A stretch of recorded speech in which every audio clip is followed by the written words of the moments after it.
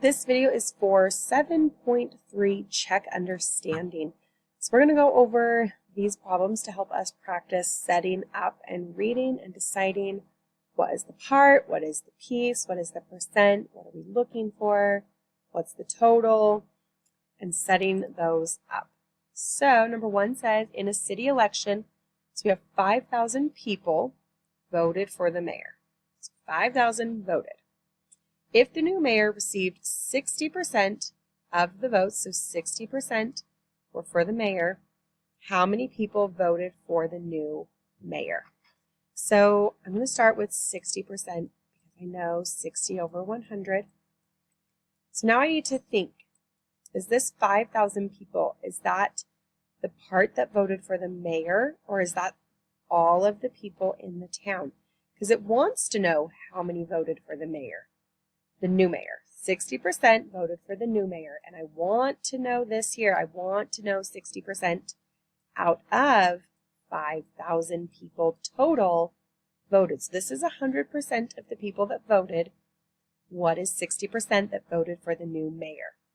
So I could ask myself, how do I get from 100 to 5,000? And I could do the same thing to 60. Or I can say 5,000 times 60. And divide by 100. So go ahead and do that and see how many people voted for the new mayor. Number two says, at the King's School, 55% of the students take a bus. So 55 of the students ride the bus. If 220 students take a bus, so 55% of the kids take a bus, 220 take a bus. So I'm hearing they take a bus, they take a bus. These are the same. 55% take a bus, 220 take a bus. Those should match up. How many students are there total? So we have 55% out of 100. That 55% is 220 students. How many students are there total? So we can go ahead and multiply and divide to get that total number of students at the school. When Randy is 3 years old, the doctor tells his parents that Randy will be 180 centimeters tall when he is fully grown. So 180 when he's done growing, that's his total amount that he's going to be. If Randy is 90 centimeters now, this is what he is now, he's going to be 180. What percent of his expected height is he? So we know the part he is now is 90. We know he's going to get to 180.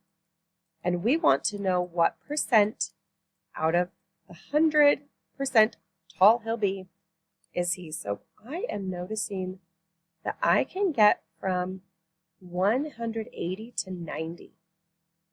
And then I can do the same thing from to 100 to the percent.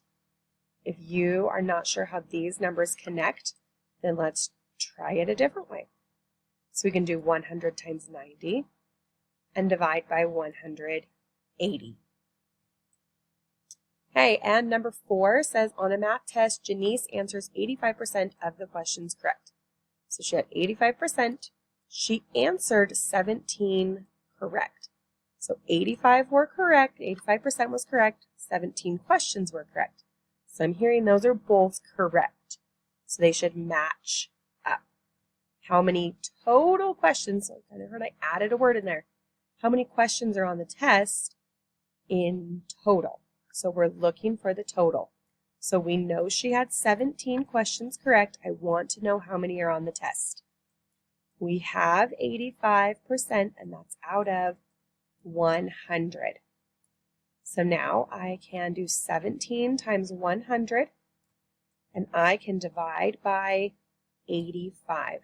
17 times 100 divided by 85 will give us how many questions were on that test in total.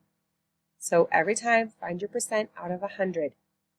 Is the other number it gave you, is that part of it, or is that the total? Look for words that are matching. These are correct. These are correct. That tells me they should both be on the same level. These were both on the top. This is 85 correct, so that means 17 had to be correct. I could even put labels. I'm looking for the correct out of the total. Every time I'm talking about the correct, it should go on the top, totals on the bottom. So we just need to think and analyze our problem. What information is this telling us?